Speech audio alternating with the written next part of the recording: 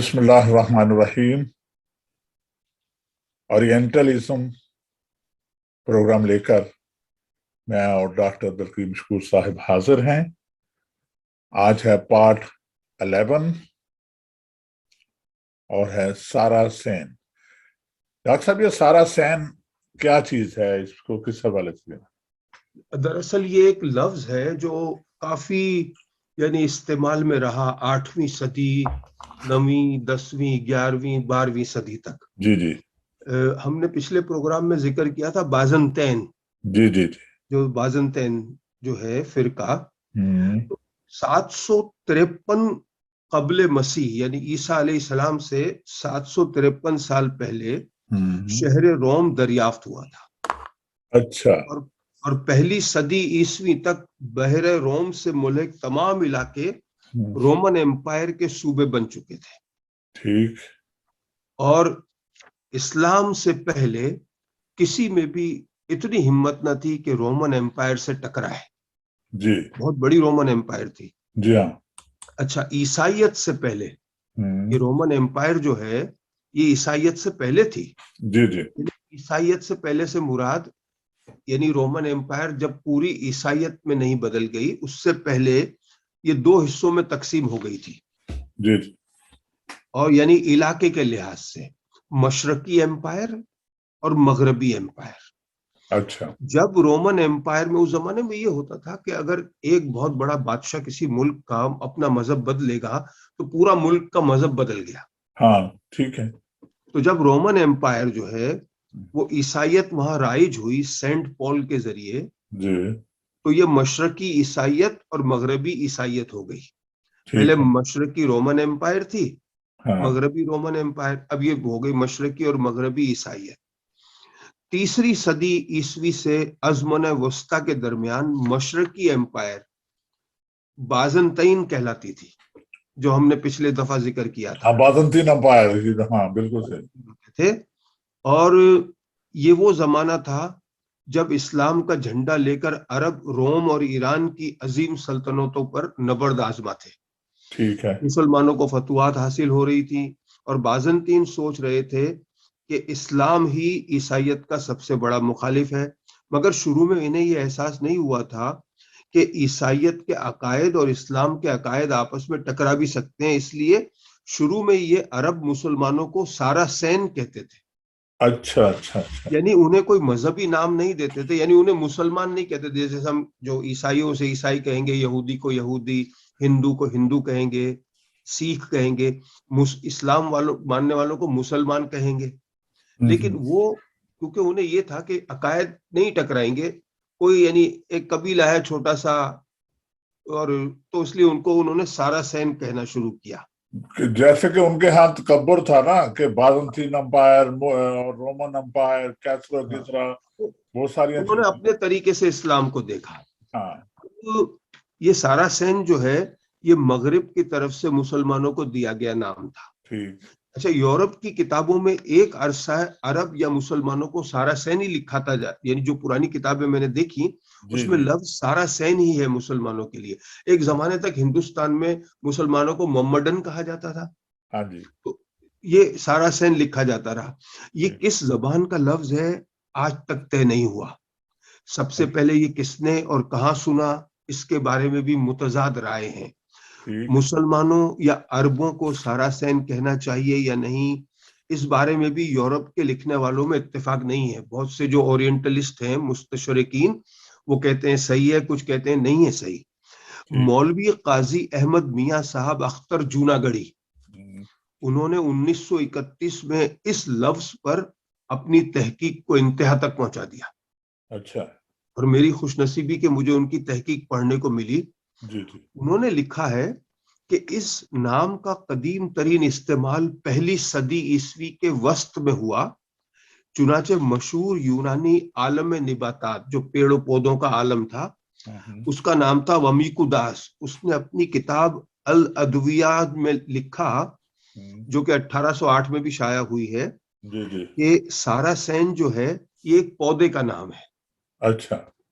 अच्छा, उसके बाद एक मौर्रिख है डेप्ली कबीर, उसने अपनी तारीख में लिखा है کہ اندرون عرب کے ان قبائل کو ساراسین کہا جاتا تھا جو اس زمانے میں ان پڑھ رہے تھے. اچھا. اس کے بعد اس نے یہ بھی لکھا کہ مشہور عربی قبائل سمود کو اور سمودانی کو، جس طرح سے سمودانی کہا جاتا ہے، ان قبائل کو ساراسین کہا جاتا تھا. پھر جغرافیائی بطلیموس نے 2 صدی عیسوی میں عرب سنگستان میں سراکین نامی ایک ضلع کا ذکر کیا کہ وہاں ایک ضلع ہے سراکین جس کے رہنے والے ساراسین کہلاتے ہیں. تو اس کے بعد یہ ساراسین کو بائبل کے اسماعیلی فرقے کا نام بھی دیا گیا. ٹھیک. اچھا، اب ساراسین کا لفظ 1 صدی عیسوی میں تو کتاب الادویہ میں آیا. اس کے بعد یہ ایک اور کتاب میں اس کا جو ذکر آیا اسے بک ویٹ کہتے ہیں. یہ ایک طرح کا گندم نما پودا ہوتا ہے. اور اچھا. آج کل آپ کو بک ویٹ جو ہے یا انگلینڈ میں بھی ملتا ہے کہ جو لوگ گندم کی روٹی نہیں کھا سکتے کسی وجہ سے، وہ بک ویٹ کی روٹی کھاتے ہیں. اچھا. اس کو بھی ساراسین کہا جاتا ہے. ہم. تو عرب کا، یعنی یہ لفظ عرب جو ہے، عرب، اس کا جو استعمال ہوا ہے یہ 853 عیسیٰ علیہ السلام سے 853 سال پہلے آشوری زبان میں لفظ عرب استعمال ہوا تھا. اچھا. اور ساراسین پہلی مرتبہ یونانی لٹریچر میں 150 سال عیسیٰ علیہ السلام کی پیدائش سے پہلے استعمال ہوا. تو یہ لفظ اس طرح سے مختلف زبانوں میں استعمال ہوا، لیکن اس کی ایک بڑی کہانی ہے کہ اسے عربوں کے لیے کیوں استعمال کیا اس زمانے میں. اورینٹلسٹ جو یہ بتاتے ہیں کہ جو عرب تھے ان کے لیے جو یہ لفظ استعمال ہوا، اس کی کیا وجہ ہوگی. جی جی. اچھا، اب دیکھیں، آپ اگر غور کریں تو قدیم یونانیوں اور رومیوں نے یہ لفظ عرب قبائل کے لیے استعمال کیا جن سے انہیں اپنی سرحدوں پہ خطرہ تھا. جی جی. اس کے بعد اسے تمام مسلمانوں کے لیے انہوں نے استعمال کیا. ابتدا میں غالباً اس لفظ کا استعمال خانہ بدوش عرب قبائل کے لیے استعمال ہوا جو اپنے آپ کو حضرت اسماعیل علیہ السلام کی نسل سے بتاتے تھے. ٹھیک. بعد میں یہ مسلمانوں کے لیے استعمال ہونا شروع ہو گیا.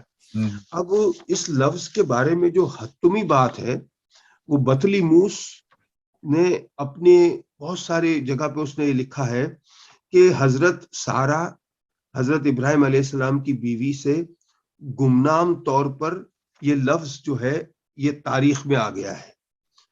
بہرحال جو برطانیہ کا ایک مستشرق ہے پوکاک، اس نے اپنی کتاب میں بھی کم و بیش یہی لکھا ہے کہ جو لوگ پہلے خود کو عرب کہلاتے تھے وہ بعد میں ساراسین کیوں کہلانے لگے. بہرحال جو اہم ترین بات ہے اس لفظ کے حوالے سے وہ یہ ہے کہ اورینٹلسٹ جو ہیں انہوں نے بڑے ہی خاص طریقے سے مسلمانوں میں، خاص کر جو نوجوان نسل ہے، غلط فہمی پیدا کرنے کے بڑے بڑے طریقے استعمال کیے. انہوں نے بڑی ہوشیاری سے اور چالاکی سے استعمال کیے. مثال کے طور پر آپ دیکھیں نا کہ یہ انہوں نے یہ کہا کہ ساراسین جو ہے اس کا تعلق حضرت ابراہیم علیہ السلام کی جو زوجہ ہے حضرت سارہ علیہ السلام اور حضرت ہاجرہ علیہ السلام، بی بی ہاجرہ، ان دونوں سے انہوں نے اور ابراہیم علیہ السلام سے اس لفظ کو جوڑا ہے. اور کیوں جوڑا ہے وہ میں آپ کو بتاؤں. مولوی قاضی احمد صاحب نے اپنی تحقیق میں اسے نقل کیا ہے کہ اہل عرب کو وہ غلام، یعنی کہ حضرت ہاجرہ جو تھیں وہ حضرت سارہ کی غلام تھیں. جی. ٹھیک ہے. تو اب کیونکہ عرب جو ہیں وہ حضرت ہاجرہ علیہ السلام کی طرف سے ہیں، کی اولاد سے ہیں. ٹھیک ہے. عربوں سے ہے. اس زمانے کے جو لوگ تھے دوسرے مشرک اور جو لوگ تھے ان کی دشمنی تھی. جی. عربوں کو نیچا دکھانے کے لیے انہوں نے یہ کہا کہ یہ عرب جو ہیں یہ ساراسین ہیں. کیوں ہیں؟ ساراسین کا مطلب ہوا سارا کے غلام. اچھا اچھا اچھا. تو یعنی حضرت سارہ جو ہیں ان کے جو غلام تھے حضرت ہاجرہ سے لے کے یہ نسل چلی ہے. جی. تو ساراسین کا مطلب ہوا یہ غلاموں کی نسل، یعنی یہ نیچا دکھانے کے لیے. نہیں کریم بھائی، یہ سارا کا لفظ تو چلو سارا ہے نام ان کا، تو سین کا مطلب کیا ہے؟ یہ کون سی زبان کا لفظ ہے؟ یہ طے نہیں ہوا ہے آج تک. اچھا، یہ طے نہیں. اب دیکھیں کیا ہوتا ہے، جو اپنی برتری دکھانے کی جو بات ہے نا وہ آج تک موجود ہے. آپ دیکھیں ہمارے علاقوں میں مونچھوں کو تاؤ اوپر دیا جاتا ہے، شملہ اونچا ہے، ہاں یہ برتری کی چیزیں ہیں, بڑی برتری کے بڑے بڑے طریقے کار ہیں.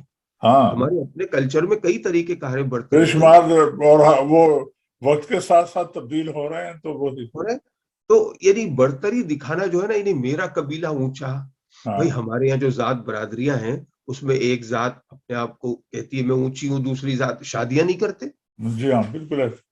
تو یہ چیزیں ہر زمانے میں رہی ہیں. جی جی. تو اس زمانے میں آج سے کوئی یہ 700 800 1000 1200 سال پہلے یہ قبیلے جو تھے, قبیلوں کا بڑا وہ تھا نا, بڑا پارٹ تھا قبیلوں, قبائلی لوگ, قبیلوں کی وجہ سے ہی وہ قومیں پہچانی جاتی تھی.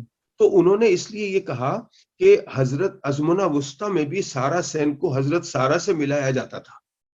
اچھا.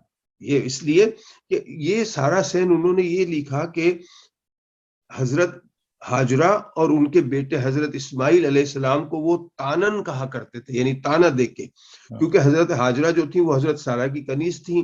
اور یہ بھی کہا کہ ان کو غلام سارا کہنا جھوٹ ہے, اور اہل روم اس وقت بھی عربوں کو سارا کیونوس کہتے تھے. یعنی جو مولوی قاضی احمد ہیں انہوں نے کہا کہ یہ کہنا غلط ہے کہ وہ غلام تھی, یہ نہیں کہہ سکتے آپ. تو یہ انہوں نے اس وقت کے جو غیر مسلم تھے انہوں نے یہ چیز ڈالی ذہنوں میں کہ وہ غلام تھیں, پھر ان کی نسل جو ہے وہ عرب ہے اور وہ سارا سین ہے.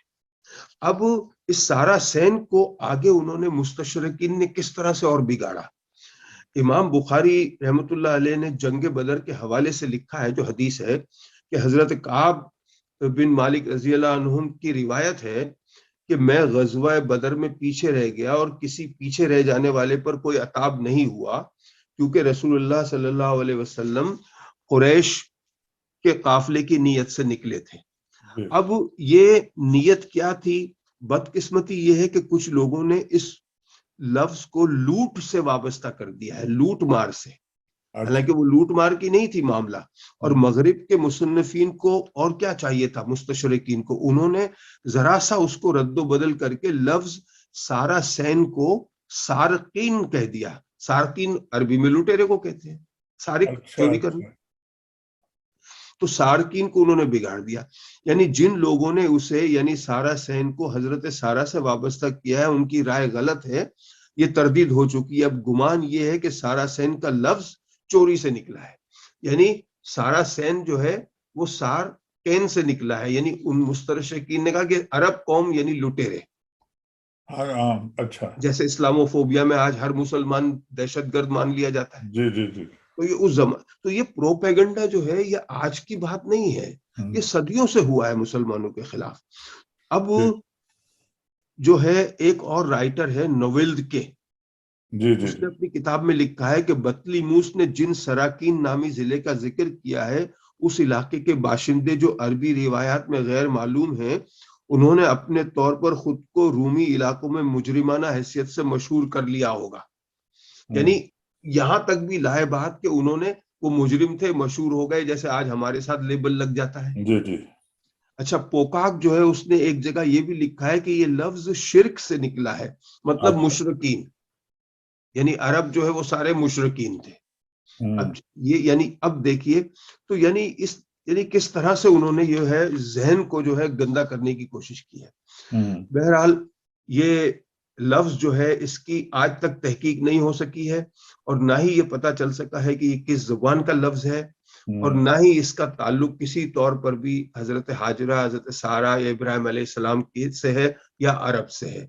یہ کہیں سے کوئی لفظ آ گیا اور مستشرقین جو ہیں انہوں نے اپنی کتابوں میں اس کو مسلمانوں کے حوالے سے لکھا, جو کہ غلط ہے. دیکھیں ابھی دیکھیں, ایک ہے رائٹر ہے جینس ٹیری, اس نے ایک کتاب لکھی ہے جس کا نام ہے غلط شناخت, جی جی, رانگ آئیڈینٹی.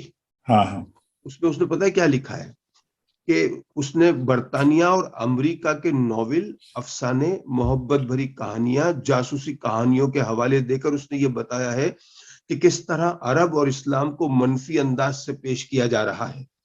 جبکہ جو جیک شاہین جو کہ سابقہ CBS نیوز کے مشیر ہیں, ان کی کتابیں ہیں جو امریکہ میں اہل عرب کی منفی تصویریں اور دقیانوسی خیالات کو منظر عام پر لاتی ہیں.